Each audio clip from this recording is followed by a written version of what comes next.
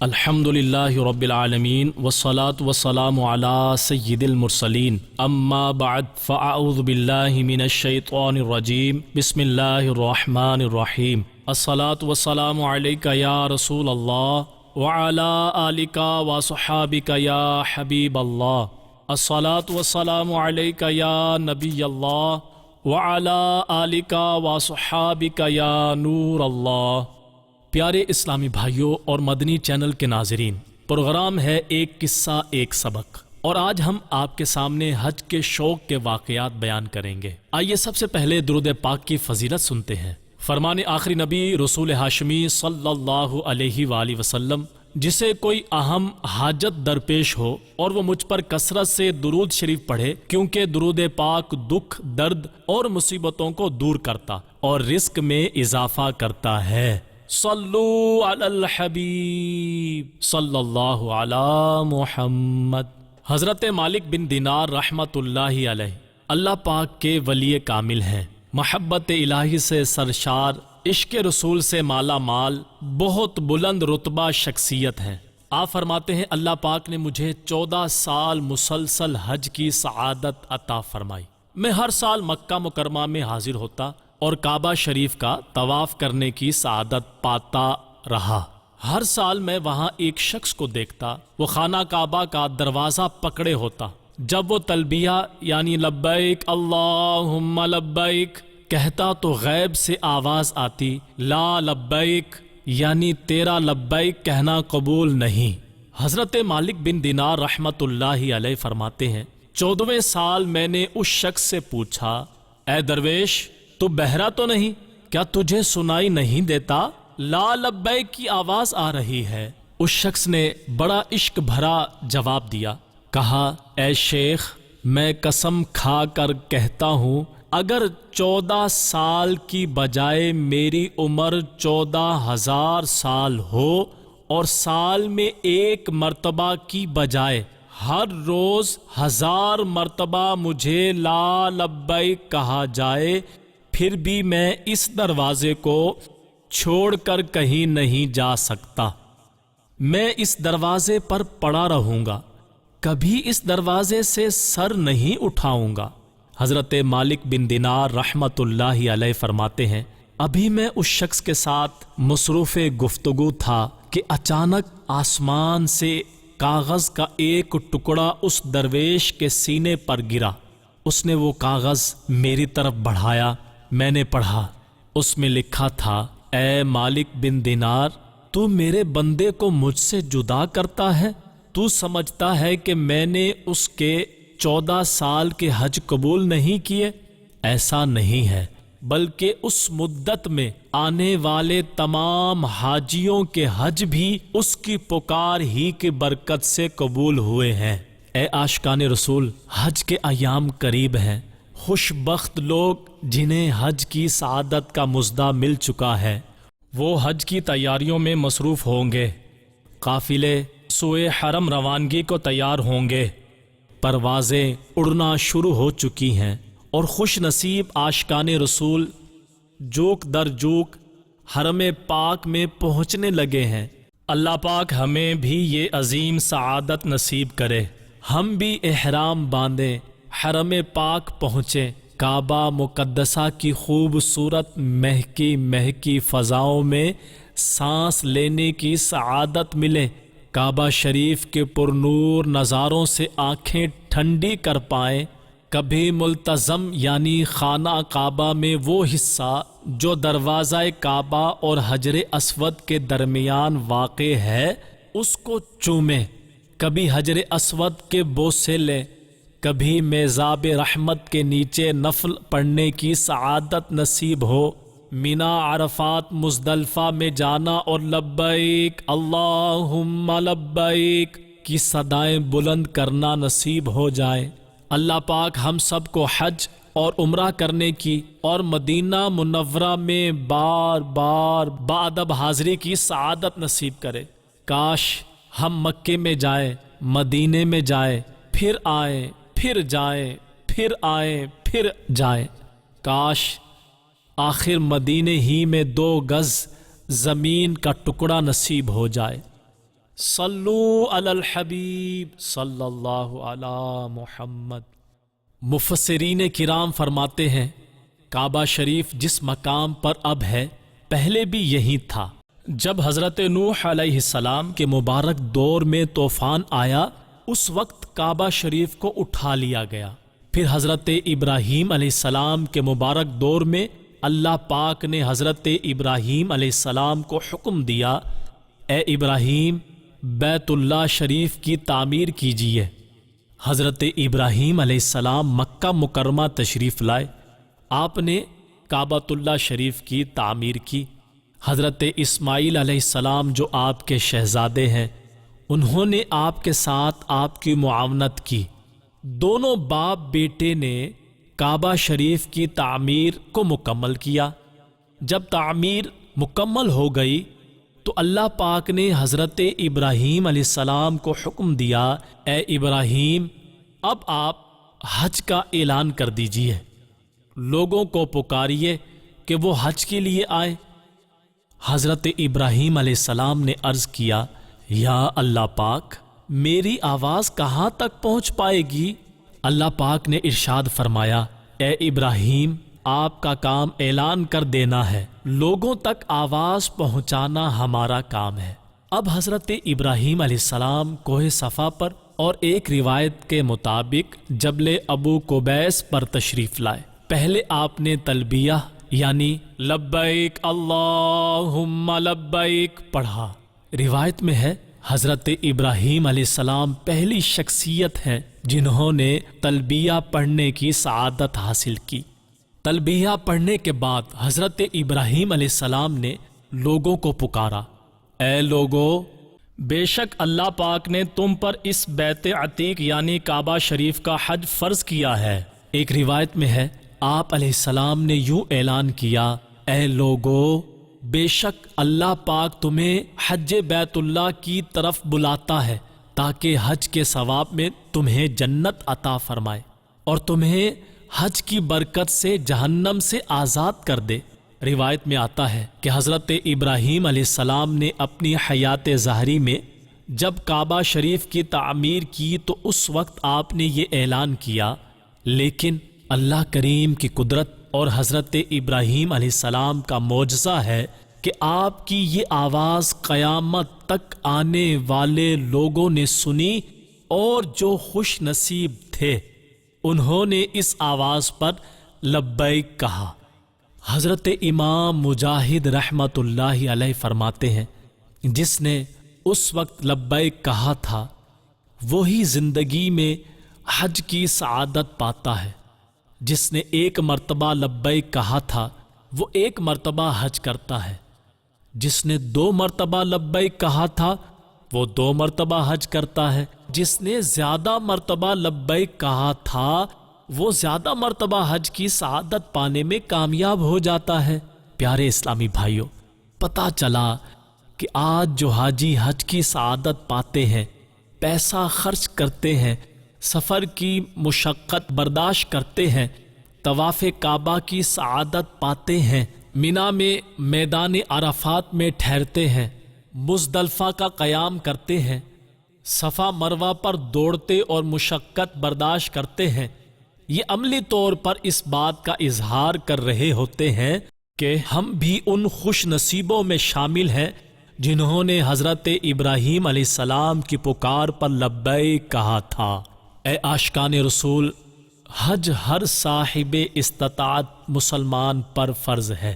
علماء کرام فرماتے ہیں جس کے پاس اتنا مال ہے کہ گھر سے چل کر مکہ مکرمہ پہنچے، وہاں قیام کے اخراجات، وہاں سے واپسی کے اخراجات اور جتنے دن حج پر لگیں گے ان ایام کا گھر والوں کا خرچ اس کے پاس موجود ہو، راستہ بھی پرامن ہو تو اس پر حج فرض ہو جاتا ہے۔ اور یاد رکھیے حج فرض ہو جانے کے بعد فوراً حج کر لینا ضروری ہے۔ اس میں ٹال مٹول کرنا کہ آئندہ سال چلا جاؤں گا، بیٹیوں کی شادی کر لوں اس کے بعد حج کے لیے جاؤں گا، ابھی کاروباری معاملات اٹکے ہوئے ہیں، یہ پورے کر لوں پھر حج کے لیے جاؤں گا، یہ انداز قطعاً درست نہیں ہے۔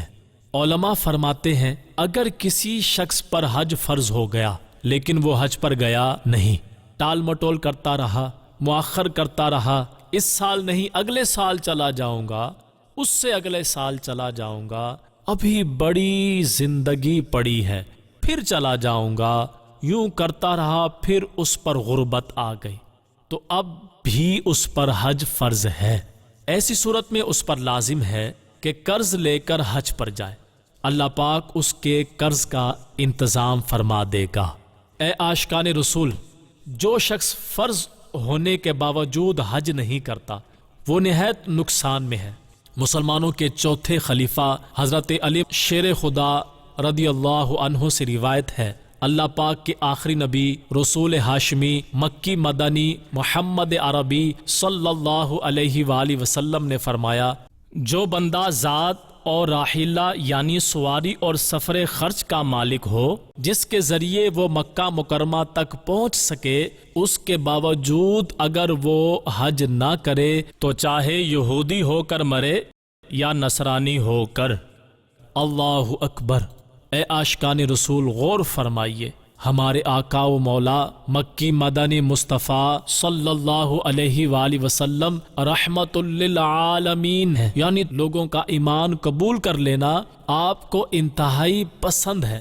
جب کفار کلمہ نہیں پڑھتے تھے، قرآنی آیات پر ایمان نہیں لاتے تھے تو آپ صلی اللہ علیہ وآلہ وسلم بہت غمگین ہو جایا کرتے تھے۔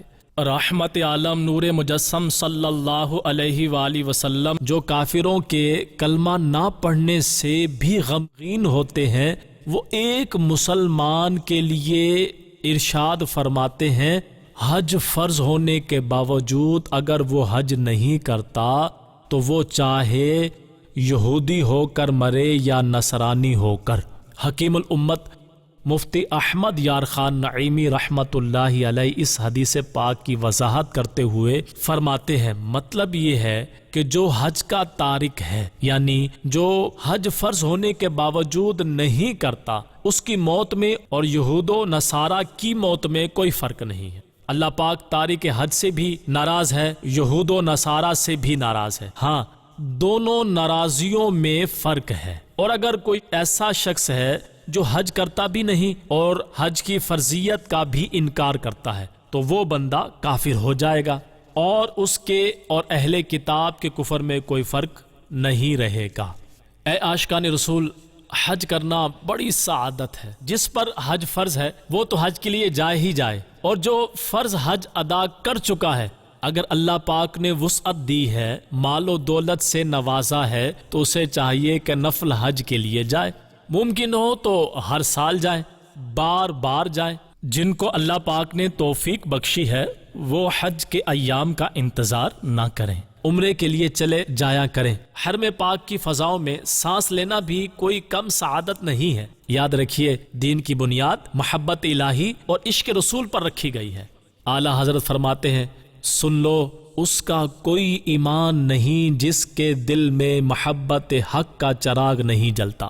دین کی بنیاد محبت الہی اور عشق رسول پر رکھی گئی ہے، اور حج سراپائے سفر عشق ہے۔ بندہ حج کرنے کے لیے جاتا ہے تو بغیر سلے کپڑے یعنی احرام پہن لیتا ہے، کعبہ شریف کے گرد چکر لگاتا ہے، صفا مروہ کے درمیان دوڑتا ہے، مینا میں جا کر قربانی کرتا ہے، میدان عرفات میں ٹھہرتا ہے، مزدلفہ میں قیام کرتا ہے، جمرات کے مقام پر شیطان کو کنکریاں مارتا ہے۔ یہ وہ کام نہیں ہے جو عقل میں آ سکے، صرف اور صرف عشق ہی ان کاموں کو سمجھ سکتا ہے۔ لہٰذا حج اول سے آخر تک عشق و محبت کا سفر ہے۔ اس سفر پر وہی جاتا ہے، اس سفر کا شوق اسی کو تڑپاتا ہے جس کے دل میں محبت الہی اور عشق رسول کے چراغ جل رہے ہوتے ہیں، بلکہ جنہیں عشق و محبت کی دولت نصیب ہے وہ تو سر کے بل جانا بھی غنیمت سمجھتے ہیں۔ حضرت شفیق بلخی رحمت اللہ علیہ فرماتے ہیں، میں مکہ مکرمہ حج کے لیے جا رہا تھا کہ راستے میں ایک شخص دیکھا، اپاہج ہے، چلنے پھرنے سے معذور ہے، گھسٹ گھسٹ کر مکہ مکرمہ کی طرف چلا جا رہا ہے۔ مجھے بڑی حیرت ہوئی کہ یہ کیسا عجیب شخص ہے، چلنے سے معذور ہے، پھر بھی کس شوق اور وارفتگی کے ساتھ مکہ مکرمہ کی طرف جا رہا ہے۔ میں اس کے قریب گیا اور پوچھا، بھائی کہاں سے آئے ہو؟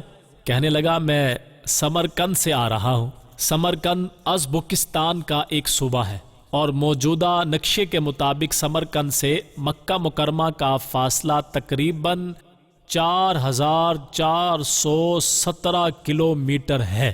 اتنا طویل سفر اور وہ شخص چلنے سے معذور گھسٹ گھسٹ کر جا رہا ہے۔ حضرت شفیق بلخی رحمت اللہ علیہ فرماتے ہیں، مجھے بڑی حیرت ہوئی اور میں نے اس سے پوچھا، کتنا عرصہ ہوا ہے سمرقند سے چلے ہوئے؟ کہنے لگا، 10 سال ہو چکے ہیں۔ اب تو تعجب اور حیرانی کی انتہا نہ رہی۔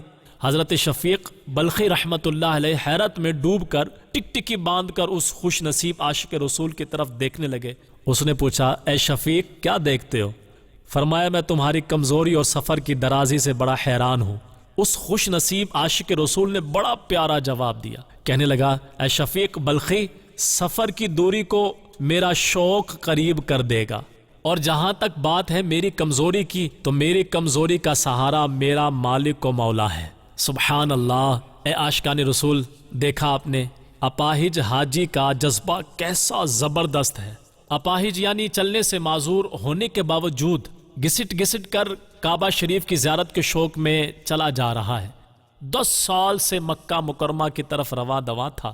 اس کے جذبے اور ہمت پر لاکھوں سلام، 100,000 آفرین اس کے جذبے اور شوق پر۔ اس واقعے میں ہمارے لیے بڑی عبرت ہے۔ وہ نادان مسلمان جو صحت مند اور تندرست ہونے کے باوجود، مال و دولت ہونے کے باوجود، استطاعت کے باوجود سفر حج کی سعادت حاصل نہیں کرتا۔ اپاہج حاجی گھسٹ گھسٹ کر جا رہا ہے۔ اسے گھر سے نکلے 10 سال ہو گئے تھے، اب بھی سفر میں تھا، اور نادان مسلمان صرف چند گھنٹوں کا سفر کرنے کے لیے بھی ہمت نہیں کرتا۔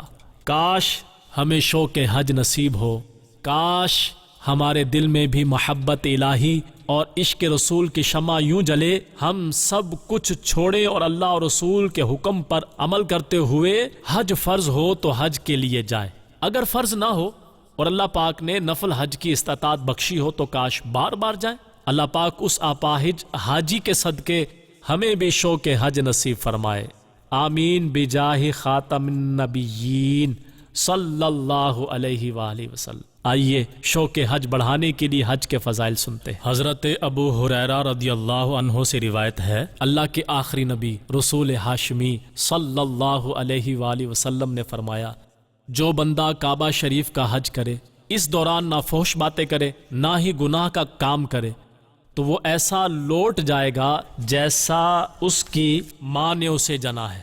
بخاری شریف کی حدیث پاک میں ہے، ایک عمرہ دوسرے عمرے تک درمیان کے گناہوں کا کفارہ ہے اور مقبول حج کی جزا صرف اور صرف جنت ہے۔ اے عاشقان رسول، معلوم ہوا ایمان اور نیک اعمال گناہوں کی معافی کا ذریعہ ہے۔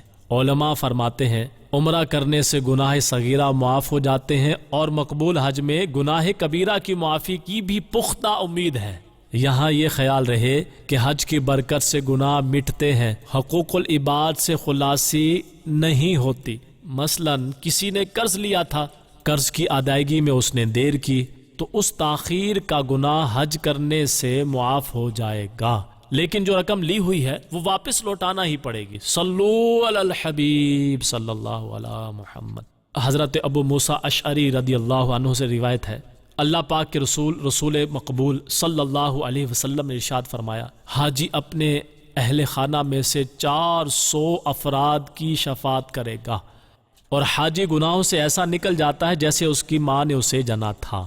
پیارے آقا مدینے والے مصطفیٰ صلی اللہ علیہ وآلہ وسلم نے فرمایا، جو حج کے لیے نکلا اور فوت ہو گیا تو قیامت تک اس کے لیے حج کرنے والے کا ثواب لکھا جائے گا، اور جو عمرہ کے لیے نکلا اور فوت ہو گیا تو اس کے لیے قیامت تک عمرہ کرنے والے کا ثواب لکھا جائے گا۔ صلو علی الحبیب صلی اللہ علی محمد۔ اے عاشقان رسول، حج کے لیے مال و اسباب کی نہیں، شوق اور تڑپ کی ضرورت ہے۔